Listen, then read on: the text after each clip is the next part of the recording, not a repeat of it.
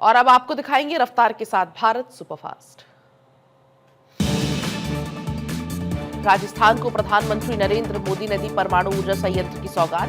15,000 युवाओं को सौंपा नियुक्ति पत्र। 3 नई ट्रेनों को भी दिखाई हरी झंडी। यूपी इंटरनेशनल ट्रेड शो में पीएम मोदी ने किया स्वदेशी और आत्मनिर्भर भारत का आह्वान। कहा, भारत में उपलब्ध सामानों को ही दे प्राथमिकता, क्वालिटी से ना हो कोई कॉम्प्रोमाइज। राजस्थान में वंदे भारत ट्रेन में छात्र छात्राओं ने किया सफर। हाथ में तिरंगा लेकर पीएम मोदी को दिया धन्यवाद।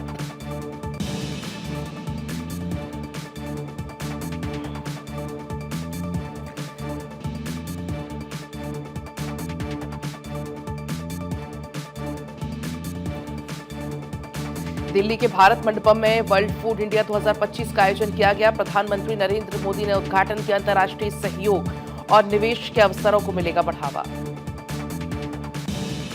मेक इन इंडिया को लेकर पीएम मोदी का expert post. Make in India ने भारत के उद्यमियों को दिया प्रोत्साहन, जिससे पैदा हुआ वैश्विक प्रभाव।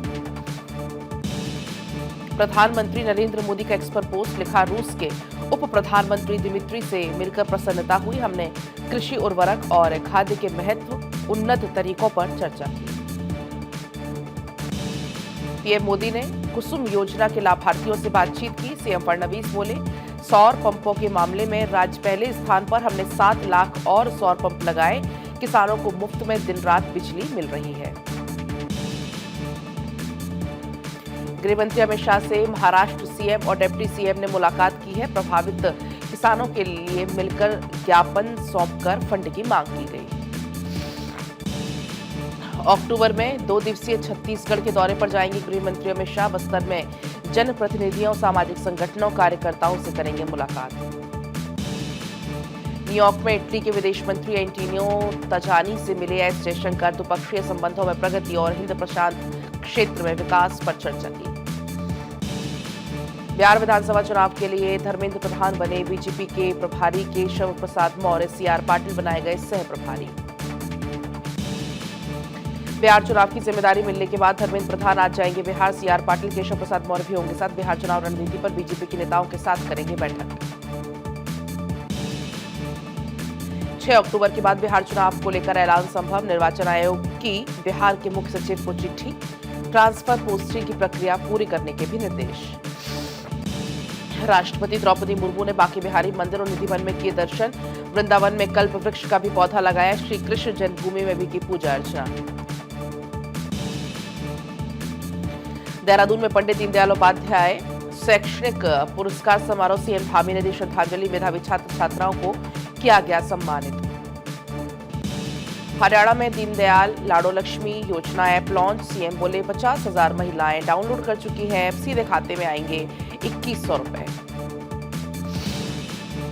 कर्नाटक हाईकोर्ट ने सामाजिक आर्थिक सर्वेक्षण पर दखल देने से इनकार किया। कर्नाटक सरकार ने कराए सर्वेक्षण से मिली किसी भी तरह की जानकारी का खुलासा नहीं करने के दिए निर्देश। पिछले 6 दशक से दुश्मनों के दांत खट्टे करने वाला मिग 21 लड़ाकू विमान हो रहा है रिटायर। आज से वायुसेना के पायलट नहीं भर सकेंगे मिग 21 की उड़ान।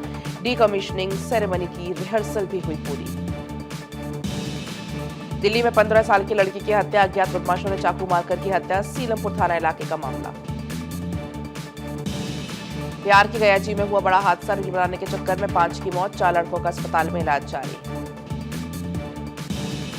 जैसलमेर बॉर्डर से पाकिस्तानी जासूस हनीफ खान गिरफ्तार। आईएसआई को सोशल मीडिया से भेज रहा था सैन्य जानकारियां। ऑपरेशन सिंदूर के दौरान भी कर रहा था जासूसी। लेह हिंसा के बाद सरकार की कार्रवाई तेज। सोनम वांगचुक के खिलाफ एफआईआर दर्ज। वित्तीय अनियमितताएं पाए जाने पर सोनम वांगचुक के एनजीओ का भी हुआ रद्द।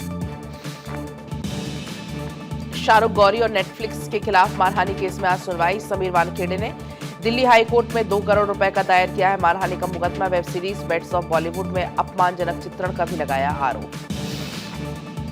यूके एसएसएससी पेपर लीक के मामले में आरोपी खालिद मलिक के खिलाफ प्रशासन की कार्रवाई। अतिक्रमण की गई जमीन पर चला बुलडोजर। परिवार ने कहा, गलत करने वाले पर कार्रवाई होनी चाहिए।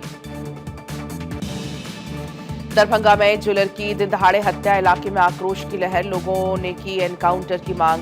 पुलिस आरोपी की तलाश में जुटी।